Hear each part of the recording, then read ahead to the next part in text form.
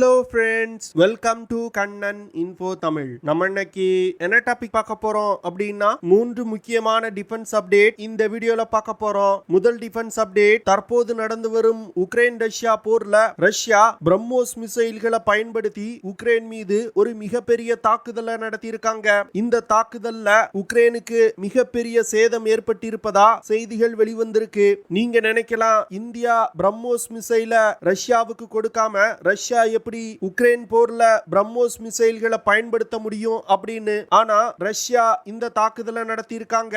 எப்படி Russia Ukraine மீது பிரம்மோஸ் மிசைல்களை பயன்படுத்தி இருக்காங்க, உக்ரைனுக்கு ஏற்பட்டிருக்க இழப்புகள் என்ன, உக்ரைன் ரஷ்யா போர்ல பிரம்மோஸ் மிசைலோட செயல்திறன் எப்படி இருக்கு அப்படிங்கிறது குறித்து பார்க்கலாம். அடுத்து, அர்ஜென்டினா இந்தியாவிடமிருந்து பிரம்மோஸ் மிசைல்களை வாங்குவதற்கு விருப்பம் தெரிவிச்சிருக்காங்க. ஆனா இந்தியாவிடமிருந்து அர்ஜென்டினா பிரம்மோஸ் மிசைல வாங்கினாங்கன்னா நார்த் அமெரிக்காவுடைய பவர் பேலன்ஸே மாறும் அப்படின்னு சில டிஃபென்ஸ் எக்ஸ்பர்ட் சொல்றாங்க.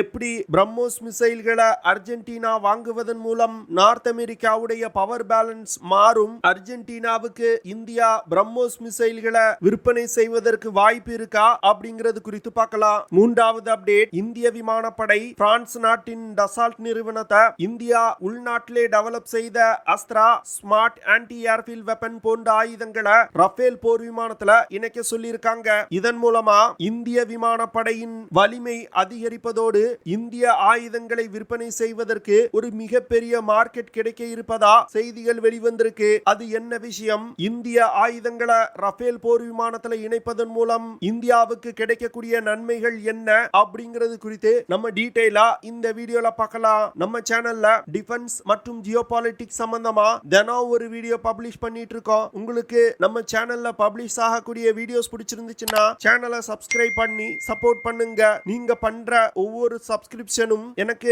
அடுத்தடுத்த வீடியோஸ் போடுறதுக்கு ஒரு மோட்டிவேஷனா இருக்கும். சமீபத்துல ரஷ்யா உக்ரைனின் துறைமுக நகரமான ஒடிசால 7 மிசைல்களை ஒரே நேரத்துல ஏவி ஒரு மிகப்பெரிய தாக்குதலை நடத்தியிருக்காங்க.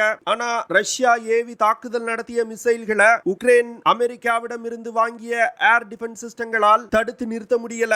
இந்த விஷயம் உக்ரைன் விமானப்படைக்கு ஒரு மிகப்பெரிய பின்னடைவா பார்க்கப்படுது. உக்ரைன் விமானப்படையால் ரஷ்யா ஏவிய அந்த 7 மிசைல்களை எதற்காக தடுக்க முடியலனா, அந்த மிசைல்கள் வந்து தாக்கிய வேகம், அது மட்டும் இல்லாம ரஷ்யா ஏவிய மிசைல்கள் மிகவும் குறைவான உயரத்துல பறந்து சென்று உக்ரைன் விமானப்படையின் இலக்குகள் மீது தாக்குதல் நடத்தியிருக்கு. இதனால உக்ரைன் அமெரிக்கா மற்றும் ஐரோப்பிய நாடுகளிடம் இருந்து வாங்கி பயன்படுத்தி வரும் ஏர் டிஃபென்ஸ் சிஸ்டங்களால் அந்த மிசைல்களை தடுத்து நிறுத்த முடியல. ரஷ்யா உக்ரைனின் துறைமுக நகரமான ஒடிசா மீது P800 ஓனெக்ஸ் அப்படிங்கிற மிசைலை பயன்படுத்தி இந்த தாக்குதலை நடத்தியிருக்காங்க. இந்த P800 ஓனெக்ஸ் மிசைல் ஒரு ஆன்டி ஷிப் மிசைல். இந்த மிசைல்னால அதிகபட்சமா 3000 கிலோமீட்டர் வேகத்துல பறந்து சென்று இலக்குகளை தாக்க முடியும். 3000 கிலோமீட்டர் வேகத்துல சென்று இலக்குகளை தாக்குறதுனால எந்த ஒரு ஏர் டிஃபென்ஸ் சிஸ்டத்தாலும் இந்த மிசைலை தடுக்கவே முடியாது. ரஷ்யா இந்த P800 ஓனெக்ஸ் மிசைல்களை தற்போது களம் இறக்கி இருக்கிறதுனால உக்ரைன் விமானப்படையின் இலக்குகள் எந்நேரத்திலும் தாக்கி அழிக்கப்படுவதற்கு அதிக வாய்ப்பு இருக்கு. இதனால உக்ரைன் இந்த மிசைலை தடுப்பதற்கான வழிகள் என்ன அப்படின்னு ஆராய்ச்சி வந்துகிட்டு இருக்காங்க. இந்த P800 ஓனெக்ஸ் மிசைலோட சிறப்பு அம்சமே அதிவேகமா 10 முதல் 15 மீட்டர் உயரத்துல பறந்து சென்று இலக்குகளை தாக்க முடியும். 10 முதல் 15 மீட்டர் உயரத்துல பறந்து சென்று இலக்குகளை தாக்கக்கூடிய கேப்பபிலிட்டிய டெரைன் ஹக்கிங் ஃளைட் ப்ரொஃபைல் அப்படின்னு சொல்லுவாங்க. இந்த டெரைன் ஹக்கிங் முறையை பயன்படுத்தி பறந்து சென்று இலக்குகளை தாக்கக்கூடிய மிசைல்களை ஏர் டிஃபென்ஸ் சிஸ்டங்களை கொண்டு இடைமறிப்பது மிகவும் கடினம். அதனாலதான் உக்ரைன் அமெரிக்கா மற்றும் ஐரோப்பிய நாடுகளிடமிருந்து வாங்கிய ஏர் டிஃபென்ஸ் சிஸ்டங்களால் P800 ஓனெக்ஸ் மிசைல்களை இடைமறித்து தாக்கி அழிக்க முடியல. நீங்க கூட நினைக்கலாம், பிரம்மோஸ் மிசைல்களை பயன்படுத்தி தானே ரஷ்யா தாக்குதல் நடத்துச்சுன்னு நீங்க சொன்னீங்க. ஆனா இது என்ன P800 ஓனெக்ஸ் அப்படின்னு இன்னொரு மிசைலை பத்தி சொல்றீங்க அப்படின்னு. இதற்கு காரணம் இருக்கு. இந்தியா தற்போது பயன்படுத்தி வரும் பிரம்மோஸ் மிசைல்கள் இந்த P800 ஓனெக்ஸ் மிசைலை பேஸா வச்சுதான் உருவாக்கப்பட்டிருக்கு. முதல்ல ரஷ்யா இந்த P800 ஓனெக்ஸ் மிசைலோட தொழில்நுட்பத்தை இந்தியாவுக்கு கொடுத்துதான் பிரம்மோஸ் மிசைல்கள் உருவாக்கப்பட்டிருக்கு. ஆனா இந்த P800 ஓனெக்ஸ் மிசைலை விட இந்தியாவின் பிரம்மோஸ் மிசைல்கள் அதிநவீனமானது. தற்போது இந்தியாவிடம் உள்ள பிரம்மோஸ் மிசைல்கள்னால மாக் 3 முதல் மாக் 4.5 வேகத்துல பறந்து சென்று இலக்குகளை தாக்க முடியும். அதாவது 3700 முதல் 5500 கிலோமீட்டர் வேகத்துல பறந்து சென்று பிரம்மோஸ் மிசைல்கள்னால தாக்குதல் நடத்த முடியும். இதன் காரணமாக தான் ஏர் டிஃபென்ஸ் சிஸ்டங்களை கொண்டு பாதுகாக்கப்பட்ட டார்கெட்டுகளை கூட இந்தியாவின் பிரம்மோஸ் மிசைல்களை பயன்படுத்தி தாக்கி அழிக்க முடியும். அது மட்டும் இல்லாம இந்தியாவின் பிரம்மோஸ் மிசைல்கள் இலக்கை தாக்குவதற்கு முன்பு எஸ் மனுவர்ஸ் அப்படிங்கிற ஒரு செயலை செய்யும். அதாவது மிசைல் டார்கெட்டுக்கு அருகில் செல்லும் பொழுது நேர் திசையில் பறக்காமல் வெவ்வேறு திசைகள்ல பறந்து சென்று இறுதியா இலக்கின் மீது தாக்குதல் நடத்தும். இது போன்ற பல சிறப்பு அம்சங்கள் பிரம்மோஸ் மிசைல்ல இருக்கிறதுனால தான் இதுவரைக்கும் உலகின் தலை சிறந்த க்ரூஸ் மிசைலா இருக்கு. அது மட்டும் இல்லாம உலகின் வல்லரசு நாடுகள் தயாரிச்சு வச்சிருக்க ஏர் டிஃபென்ஸ் சிஸ்டங்களையும் முறியடித்து தாக்குதல்களையும் இந்த மிசைலால நடத்த முடியுது. ரஷ்யா பயன்படுத்திய இந்த P-800 ஓனெக்ஸ் மிசைல் சற்று பழைய தொழில்நுட்பம் கொண்ட மிசைல் தான். இந்த மிசைலையே அமெரிக்கா மற்றும் ஐரோப்பிய நாடுகளுடைய ஏர் டிஃபென்ஸ் சிஸ்டங்கள்னால தடுக்க முடியல. அப்போ பிரம்மோஸ் மிசைல்களை அவர்களால் கனவில் கூட தடுத்து நிறுத்த முடியாது. அடுத்த அப்டேட், சமீபத்துல அர்ஜென்டினாவின் டிஃபென்ஸ் மினிஸ்டர் இந்தியாவுக்கு சுற்றுப்பயணம் வந்திருந்தாரு. இந்த சுற்றுப்பயணத்தின் போது ரஷ்ய இந்திய கூட்டு தயாரிப்பு மிசைலான பிரம்மோஸ் மிசைல்களை வாங்குவதற்கு அர்ஜென்டினா விருப்பம் தெரிவிச்சாங்க. ஆனா அர்ஜென்டினா இந்தியாவின் பிரம்மோஸ் மிசைல்களை வாங்கினா நார்த் அமெரிக்க கண்டத்துடைய பவர் பேலன்ஸ்ல மிகப்பெரிய மாற்றங்கள் ஏற்படும் அப்படின்னு டிஃபென்ஸ் எக்ஸ்பர்ட் சொல்றாங்க. குறிப்பா அர்ஜென்டினா இந்தியாவிடம் இருந்து பிரம்மோஸ் மிசைல்களை வாங்கினா யூகேவிற்கு ஒரு மிகப்பெரிய பின்னடைவு ஏற்படும் அப்படின்னு டிஃபென்ஸ் எக்ஸ்பர்ட் சொல்றாங்க. அர்ஜென்டினா பிரம்மோஸ் மிசைலோட கோஸ்டல் பேட்டரி வேரியண்ட வாங்குவதற்கு விருப்பம் தெரிவிச்சிருக்காங்க. அதாவது எப்படி பிலிப்பைன் சீனாவுக்கு எதிராக பிரம்மோஸ் மிசைல்களை வாங்கி டிப்ளாய் செய்றாங்களோ அதே போன்று அர்ஜென்டினா யூகேவுக்கு எதிராக இந்த பிரம்மோஸ் மிசைல்களை வாங்கி டிப்ளாய் செய்ய போறாங்க.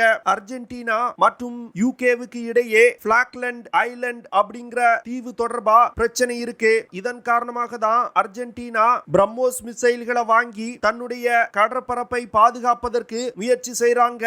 தற்போதைய நிலையில அர்ஜென்டினாவுக்கு மிக அருகில் உள்ள நார்த் அட்லாண்டிக் ஓஷன்ல இருக்கக்கூடிய பிளாக்லண்ட் தீவு யூகே நாட்டின் கட்டுப்பாட்டுல இருக்கு. அது மட்டும் இல்லாம யூகே கடற்படை அந்த பகுதியில ஒரு வலிமையான கடற்படையா இருக்காங்க. இதற்கு காரணம் யூகே நாட்டின் போர்க்கப்பல்கள், டைபூன் போர் விமானங்கள், ஏர் to air refuelling transport aircraft போன்ற பல அதிநவீன ஆயுதங்களை இந்த பிளாக்லண்ட் தீவை பாதுகாப்பதற்காக யூகே கடற்படை நிலைநிறுத்தி இருக்காங்க. ஆனா அர்ஜென்டினா இந்தியாவின் பிரம்மோஸ் மிசைல்களை வாங்கி டிப்ளாய் செஞ்சாங்கன்னா யூகே நாட்டின் போர்க்கப்பல்கள் இந்தியாவின் பிரம்மோஸ் மிசைல்களுக்கு ஒரு ஈஸியான டார்கெட்டா மாறும். ஏன்னா யூகே தற்போது பிளாக்லண்ட் தீவை பாதுகாப்பதற்காக டிப்ளாய் செஞ்சிருக்க போர்க்கப்பல்கள் ரோந்து செல்வது மற்றும் உளவு தகவல் சேகரிப்பதற்கான கப்பல்கள். இந்த கப்பல்கள் மீது பிரம்மோஸ் மிசைல்களை ஏவி ஒரு தாக்குதல் நடத்தினா இந்த கப்பல்களால் ஒண்ணுமே செய்ய முடியாது. அப்போ ஒரு யுத்த நேரத்துல பிரம்மோஸ் மிசைல்கள் மூலமா அர்ஜென்டினாவுக்கு ஒரு மிகப்பெரிய அட்வான்டேஜ் கிடைப்பதற்கு வாய்ப்பு இருக்கு. பிரம்மோஸ் மிசைலோட எக்ஸ்போர்ட் வேரியண்டோட ரேஞ்ச் 290 கிலோமீட்டர். அதனால அர்ஜென்டினாவால் தன்னுடைய கடற்கரையில இருந்து கொண்டு பிளாக்லண்ட் தீவு மீது ஒரு நேரடி தாக்குதலை நடத்த முடியாது. ஆனா தன்னுடைய போர்க்கப்பல்கள் மற்றும் கார்கோ ஷிப்ல பிரம்மோஸ் மிசைல்களை எடுத்து சென்று தாக்குதல் நடத்த முடியும். அது மட்டும் இல்லாம அர்ஜென்டினா தன்னுடைய போர்க்கப்பல்கள்ல பிரம்மோஸ் மிசைல்களை இணைச்சாங்கன்னா அந்த போர்க்கப்பல்கள் நிலைநிறுத்தப்பட்டிருக்க பகுதியில இருந்து 300 கிலோமீட்டர் தூரத்துல தான் யூகே நாட்டின் போர்க்கப்பல்களால நிக்க முடியும். 300 கிலோமீட்டரை மீறி போர்க்கப்பல்கள் உள்ள வந்தா அர்ஜென்டினாவால் சரியான பதிலடியை கொடுக்க முடியும். இதன் காரணமாக தான் அர்ஜென்டினா இந்தியாவின் பிரம்மோஸ் மிசைல்களை வாங்குவதற்கு அதிக முனைப்பு காட்டி வர்றாங்க. மூன்றாவது அப்டேட், சமீபத்துல இந்திய விமானப்படை பிரான்ஸ் நாட்டின் டசால்ட் நிறுவனத்திடம் DRDO உள்நாட்டிலே தயாரித்து பயன்படுத்தி வரும் அஸ்த்ரா ஏர் டு ஏர் மிசைல்கள், smart anti airfield weapons, glide bomb போன்ற ஆயுதங்களை ரஃபேல் போர் விமானத்துல இணைக்க சொல்லி இருக்காங்க. இதற்கு காரணம் தற்போதைய நிலையில இந்திய விமானப்படையில 36 ரஃபேல் போர் விமானங்கள் பயன்பாட்டில் இருந்து வருது. இன்னும் கூடிய விரைவில் இந்திய கடற்படைக்கு 26 ரஃபேல் எம் போர் விமானங்களை வாங்க போறாங்க. இந்த சூழ்நிலையில இந்த போர் விமானங்களில் பயன்படுத்தப்படும் பெரும்பாலான ஆயுதங்கள் ஐரோப்பிய நாடுகளிடமிருந்து வாங்கப்பட்டிருக்கு. இது இந்தியாவை பொறுத்தமட்டில் ஒரு நல்ல விஷயம் கிடையாது. என்னதான் ஐரோப்பிய ஆயுதங்கள் அதிக செயல்திறன் கொண்டதா இருந்தாலும் இந்தியாவை பொறுத்தமட்டில் தன்னுடைய உள்நாட்டு ஆயுதங்களை தான் பிரதான ஆயுதமா ரஃபேல் போர் விமானத்துல பயன்படுத்தணும். ஏன்னா ஒரு யுத்த நேரத்துல ஐரோப்பிய நாடுகள் ரஃபேல் போர் விமானத்துல பயன்படுத்தக்கூடிய ஆயுதங்களை தர மறுத்தால் இந்தியாவால சண்டையிட முடியாது. அதை தவிர்க்கும் விதமாதான் இந்தியா தன்னுடைய உள்நாட்டு ஆயுதங்களை ரஃபேல் போர் விமானத்துல இணைக்க சொல்லி டசால்ட் நிறுவனத்திடம் கேட்டிருக்காங்க.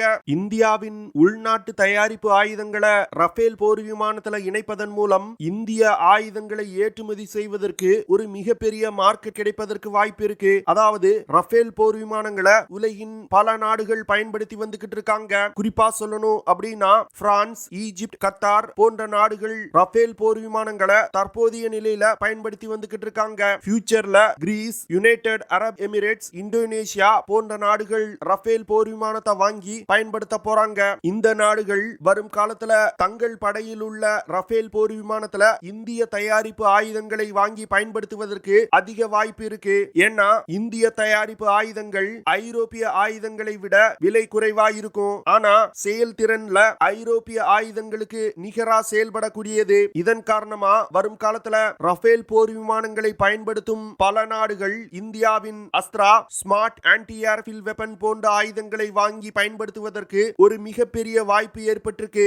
ஏற்கனவே தற்போது இந்திய விமானப்படையில் பயன்படுத்தப்பட்டு வரும் Su-30 MKI போர் விமானம், மிராஜ், ஜாகுவார் போன்ற விமானங்கள்ல இந்தியா உள்நாட்டிலே டெவலப் செய்த Astra air to air missiles, smart anti airfield weapon போன்ற ஆயுதங்களை 2020 வருடத்தில இருந்தே பயன்படுத்தி வந்துகிட்டு இருக்காங்க. அந்த ஆயுதங்கள் மிகவும் சிறப்பா செயல்பட்டு வருது. அதனால இந்தியா தன்னுடைய உள்நாட்டு ஆயுதங்களை ரஃபேல் போர் விமானத்துல இணைப்பதற்கு தற்போது ஆரம்பிச்சிருக்காங்க. அஸ்த்ரா ஏர் டு ஏர் மிசைல்களை ரஃபேல் போர் விமானத்துல இணைப்பதன் மூலம் ரஃபேல் போர் விமானத்தோட தாக்கும் திறன்ல ஒரு மிகப்பெரிய முன்னேற்றத்தை கொண்டு வர முடியும். தற்போதைய நிலையில அஸ்த்ரா மிசைல்கள்னால கிட்டத்தட்ட 100 கிலோமீட்டர் தூரத்துல உள்ள இலக்குகளை மிக துல்லியமா தாக்க முடியும். ஆனா அஸ்த்ரா மிசைலோட ரேஞ்ச அதிகரிப்பதற்கு இந்தியா முயற்சி செய்து வந்துகிட்டு இருக்காங்க. இன்னும் கூடிய விரைவில் அஸ்த்ரா மிசைலோட ரேஞ்ச 100 கிலோமீட்டர்ல இருந்து 160 கிலோமீட்டரா இந்தியா அதிகரிக்க போறாங்க. அது மட்டும் இல்லாம அஸ்த்ரா மிசைலோட இன்னொரு வேரியண்டான அஸ்த்ரா MK2 மிசைலையும் இந்தியா அறிமுகப்படுத்த போறாங்க. இந்த மிசைல்னால அதிகபட்சமா 300 கிலோமீட்டர் தூரத்துல உள்ள இலக்குகளை மிக துல்லியமா தாக்க முடியும். இந்த அஸ்த்ரா ஏர் டு ஏர் மிசைல்களை தான் இந்தியா உள்நாட்டிலே டெவலப் செய்ய உள்ள ஆம்கா, டெட்பஃப், தேஜஸ் MK2 விமானங்கள்ல இணைத்து பயன்படுத்துவதற்கு இந்தியா திட்டமிட்டிருக்காங்க. அது மட்டும் இல்லாம எதிரிகளின் விமான ஓடுதளங்களை தாக்கி அழிப்பதற்கு பயன்படுத்தக்கூடிய ஸ்மார்ட் ஆன்டி ஏர்ஃபீல்ட் வெப்பனையும் DRDO டெவலப் செஞ்சிருக்காங்க. இந்த ஸ்மார்ட் ஆன்டி ஏர்ஃபீல்ட் வெப்பன்னால கிட்டத்தட்ட 100 கிலோமீட்டருக்கும் அதிகமான தூரத்துல உள்ள எதிரிகளின் விமான ஓடுதளங்கள் மற்றும் விமான தளங்களை தாக்கி அழிக்க முடியும். இது தவிர இந்தியாவின் பல்வேறு தனியார் நிறுவனங்கள் சில முக்கியமான ஆயுதங்களை தயாரிச்சு வந்துகிட்டு இருக்காங்க. அந்த ஆயுதங்களையும் ரஃபேல் போர் விமானத்துல இந்தியா இணைக்க திட்டமிட்டிருக்காங்க. அதனால வரும் காலத்துல ரஃபேல் போர் விமானங்கள்ல அதிகமான எண்ணிக்கையில இந்திய தயாரிப்பு ஆயுதங்கள் தான் பயன்படுத்தப்பட உள்ளது. இந்திய விமானப்படையின் இந்த நகர்வு ஆயுத தொழில்நுட்பத்துல தன்னிறைவை அடையணும் அப்படிங்கிற இந்தியாவின் நோக்கத்திற்கு வலிமை சேர்க்கக்கூடியதா இருக்கு. ஓகே ஃப்ரெண்ட்ஸ், நம்ம வீடியோவோட நிறைவு பகுதிக்கு வந்துட்டோம். இதெல்லாம் தான் நான் உங்ககிட்ட ஷேர் பண்ணணும் அப்படின்னு நினைச்ச விஷயங்கள். ஐ ஹோப் நான் ஷேர் பண்ண விஷயங்கள் உங்களுக்கு பிடிச்சிருக்கும்னு நினைக்கிறேன். அப்படி பிடிச்சிருந்துச்சுன்னா ஷேர் பண்ணுங்க, லைக் பண்ணுங்க, கமெண்ட் பண்ணுங்க. மறக்காம நம்ம சேனலுக்கு சப்ஸ்கிரைப் பண்ணுங்க. அப்படியே அந்த பெல் நோட்டிபிகேஷனை கிளிக் பண்ணி ஆல்ங்கிற ஆப்ஷனை எனேபிள் பண்ணிக்கங்க. See you in the next video. Jai Hind.